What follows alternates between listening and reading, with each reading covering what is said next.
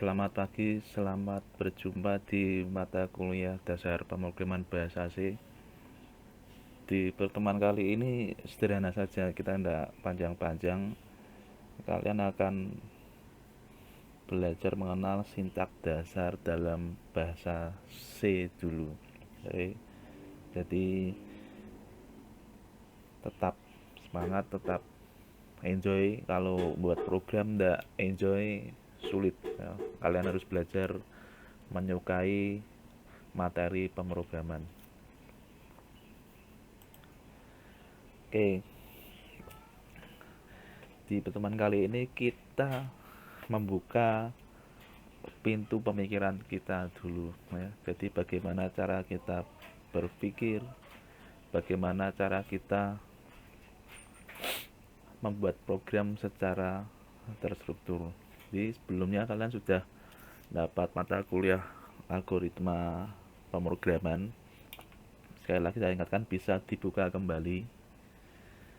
Dan kalau kalian ada waktu, ada kemauan, ada kesempatan, kalian bisa coba praktekkan yang ada di materi algoritma dengan bahasa pemrograman C yang semester ini akan kita kupas perlahan-lahan. Nah, jadi di sini saya tekankan bahwa bahasa pemrograman itu adalah sebagai alat saja ya. Banyak bahasa pemrograman yang ditemui kita sehari-hari, ada PHP, Python, Ruby, Java, dan yang kita pakai C, kemudian ada C++. Kalian jangan bingung, jangan pusing. Ini kita harus belajar dari mana dulu. Nah, saran saya cukup pelajari satu dulu, pahami konsep kerjanya, dan banyak latihan. Nah, terus yang bahasa pemrograman lain gimana Pak? Konsepnya sama, konsepnya sama, konsepnya sama. Jadi kalian kuasai dulu satu, nanti setelah itu kalau paham konsepnya ke bahasa pemrograman lain lebih gampang. Nah, jadi yang bahasa pemrograman lain kalian tinggal mempelajari library-nya saja dan tool-toolnya saja, sudah selesai. Selebihnya sama. Jadi perdebatan kita mengenai bahasa pemrograman apa yang paling baik, saya anggap sudah selesai sekarang. Nah, nih, jangan lupa banyak-banyak berlatih.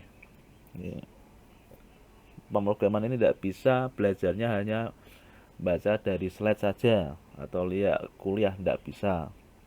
Kalau kalian ingin serius, kalian harus mempraktekannya. Nah, mempraktekannya kapan? Ya sewaktu-waktu, tidak usah menunggu perkuliahan ini dimulai.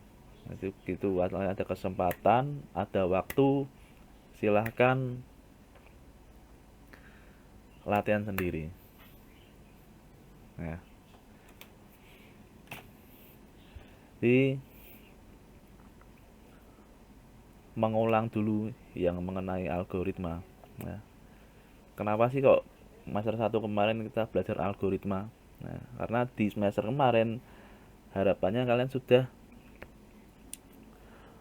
pemikiran mengenai membuat aplikasi atau membuat program itu sudah terstruktur, sudah runtut. Nah, di materi pemrograman bahasa C kalian tinggal mengimplementasikan urutan-urutan yang ada, kan ada flowchartnya, ada pseudocode-nya, kalian tinggal mengimplementasikan menggunakan bahasa C. Nah, jadi kalau di komputer itu sebetulnya makhluk yang tidak pintar-pintar amat. Jadi meskipun dia tidak pintar, tapi dia memiliki kelebihannya apa? Dia tuh manut, mau disuruh apa aja mau, dan kerjanya cepat. Nah, itu kelebihannya. Nah, kalau kita berbicara dengan komputer, kita tidak bisa berbicara seperti kita dengan teman kita, dengan saudara kita enggak. Tapi kalau mau berbicara menggunakan dengan komputer, kita harus runtut. Runtutnya kalau digambarkan pakai flowchart itu dari start, mulai inputnya apa, prosesnya apa, outputnya yang diharapkan apa, setelah itu selesai. Itulah yang saya bilang runtut. Ini sebagai contoh dalam kehidupan kita sehari-hari. Kalau kalian mau berangkat kerja atau berangkat kuliah nih, kalian pakai motor ya. Sebetulnya ketika kalian menghidupkan motor itu sudah merupakan sebuah runtutan proses atau algoritma. Sederhananya saya cuma menyebutkan 3 langkah saja yang sederhana. Masukkan kunci, tekan tombol starter kalau yang ada double starternya, kalau tidak ada yang double starternya ya diengkol pakai kaki. Setelah itu mesin hidup siap dipakai. Dah, runtutannya di cara menghidupkan motor hanya sesimpel itu, 3 tahapan. Nah itu kalau motor secara general ya, secara general. Kemudian bagaimana kalau dipersempit lagi ya, dikhususkan lagi kalau yang dihidupkan motor baru. Nah, caranya gimana sih? Yang pertama, order motornya dulu toh di dealer toh. Nah, kita tidak mau pakai kendaraan yang ilegal. Nah, order kendaraannya dulu di dealer. Setelah pesan, kemudian kan ada tagihan, masuk tagihan dilunasi dulu. Nah, kalau tagihan sudah dilunasi, setelah itu kan motor datang, masukkan kunci, tekan tombol starter dan mesin motornya hidup. Dah, itu kalau mau dispesifikkan lebih khusus lagi di motor baru. Nah, kalau motor bekas gimana? Nah, kalau di motor bekas pilih motor dulu. Nah, mana yang paling baik kondisinya ya. Mana yang sesuai selera kalian. Setelah dipilih, dicek kondisinya. Oh, spionnya ada 2, mesinnya ada 1, misalkan bannya komplit atau enggak. Setelah itu order dulu motornya di dealer motor bekasnya. Atau kalau kalian yang punya perseorangan ya klaim dulu, tujuh membeli itu. Setelah itu dibayar, dilunasi, motor dikirim, masukkan kunci, tekan tombol starter, dihidupkan mesinnya, lalu motor hidup dan siap untuk dipakai. Nah itu kan sebagai contoh algoritma ya. Sebagai gambaran, goalnya sama, menghidupkan motor ya, menghidupkan motor. Tapi bagaimana kalau motornya tuh spesifikan, kalau motor baru gimana, motor bekas gimana. Ternyata secara algoritma runtutannya itu berbeda. Ini kalau diimplementasikan di program, baris programnya jelas berbeda, percabangannya juga berbeda, decision yang diambil juga berbeda. Nah, bagaimana kalau motor pinjaman? Nah, ini coba kalian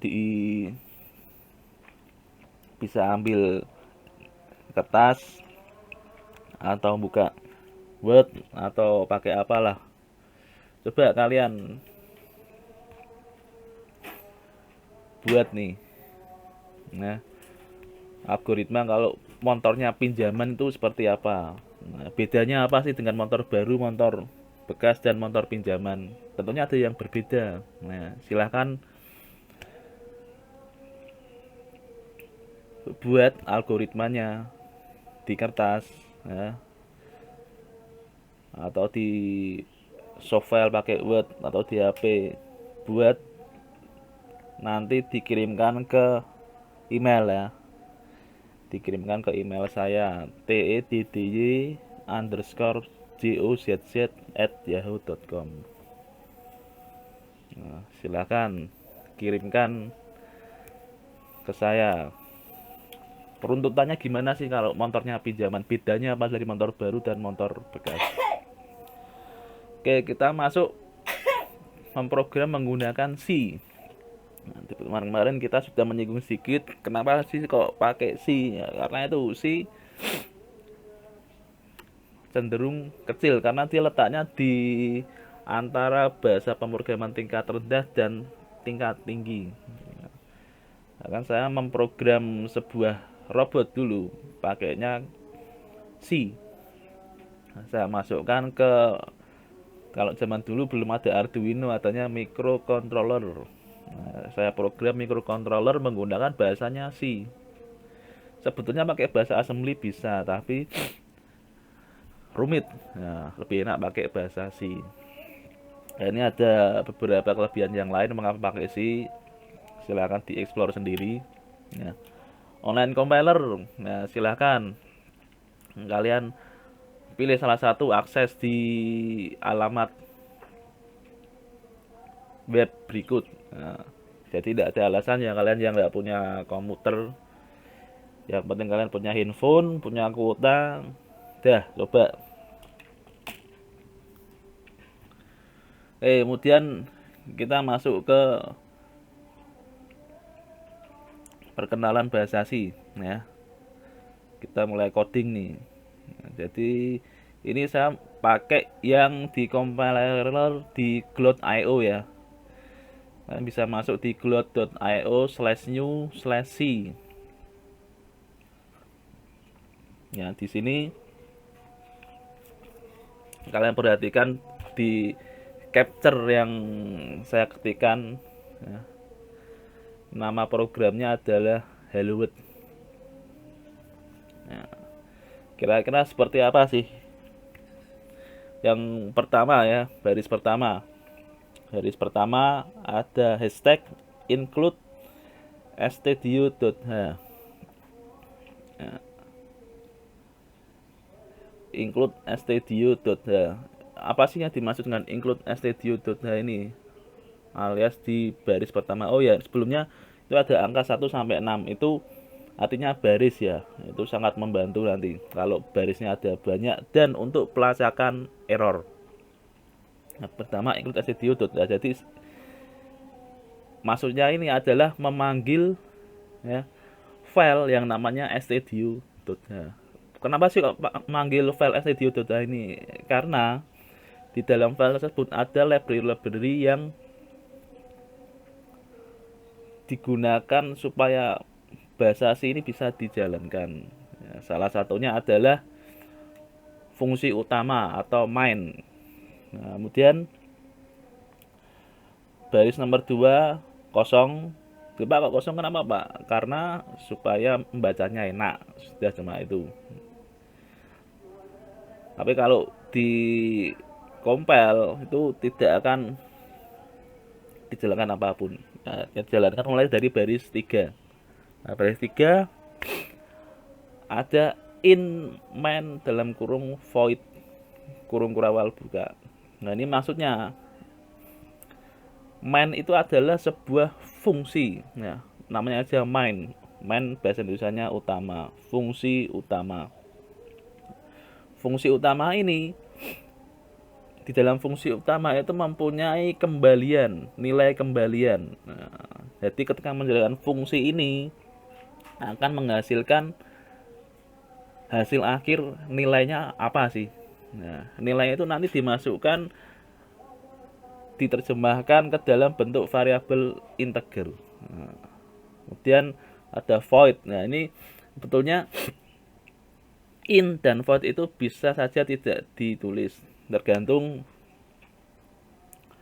compiler yang dipakai atau tergantung alamat web yang kalian pakai. Ada yang tidak pakai in atau void bisa, ada yang tidak bisa. Nah, ini saya ambil cepatnya saja. Nah, tulis in main void. Nah, dan di dalamnya isinya printf kurung buka petik hello world, nah, \n kutip tutup kurung tutup titik koma return all. Sorry, sampai baris 4 dulu aja. Nah, print F itu maksudnya print cetak. Nah, F-nya apa? Nggak tahu saya. Tapi jelasnya print F itu untuk mencetak. Yang dicetak itu apa? Yang dicetak itu adalah yang di dalam kurung yang diapit tanda titik dua. Jadi yang dicetak adalah hello world. Loh Pak, yang backslash n enggak dicetak Pak. Backslash n itu diterjemahkannya enter. Jadi nanti kalian bisa nyoba sendirilah. Setelah backslash n diberi huruf apa, nanti kan jadinya di bawahnya. Nah, kemudian titik koma. Nah, ini setiap perintah yang ada di function main harus diakhiri titik koma. Separatornya titik koma. Memberi pesan bahwa ini sudah selesai baris ini. Nah, kemudian baris kelima return 0. Selesai maksudnya gitu, sudah selesai titik koma. Ya, ada yang harus menggunakan return 0, ada yang enggak. Kalian coba saja di otak-atik, coba di delete return 0-nya, kalau di delete gimana? Error apa enggak? Kemudian baris ke-6 kurung kurawal tutup. Nah, kemudian kalian bisa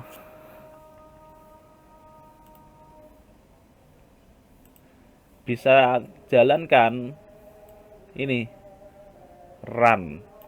Nah, jika kalian jalankan run, maka nanti hasilnya ada yang nih di stdio out. Hasilnya adalah hello world. Di baris segini banyaknya hasilnya cuma hello world. Nah, apakah menyedihkan? Tidak juga, karena ini baru awal. Kesannya wah, mau ketik hello world aja repotnya enggak karuan. Lu jangan salah, ini kalau programnya misalnya sudah besar, perlu otomasi. Setiap baris program sangat penting ini. Jadi kira-kira gitu dasar dari hello world. Nah, ini penjelasannya tadi ya, sudah saya ringkas. Nah, kalian bisa baca sendiri. Nah, ini yang saya sebutkan tadi versi ringkasnya, hanya main printf hello world. Nah, jadi bisa kalian baca-baca sendiri, filenya akan saya berikan ya. Oke, mungkin sekian materi dari saya. Nanti kalian bisa praktekkan tadi. Kalian berlatih membuat algoritma ya. Buat algoritma cara menghidupkan mesin motor. Kalau motornya pinjaman, algoritmanya seperti apa, dan kalian praktekkan ini hello world ini. Kalian praktekkan hello world. Silahkan kalian pakai yang mana online compilernya. Pilih. Kalau sama seperti saya pakainya Glot.io, kalian pilih. Setelah itu cantumkan di softcopy-nya, kirimkan ke email saya ya. Oke, email saya teddi_gozz@yahoo.com ya. Tulis subjek filenya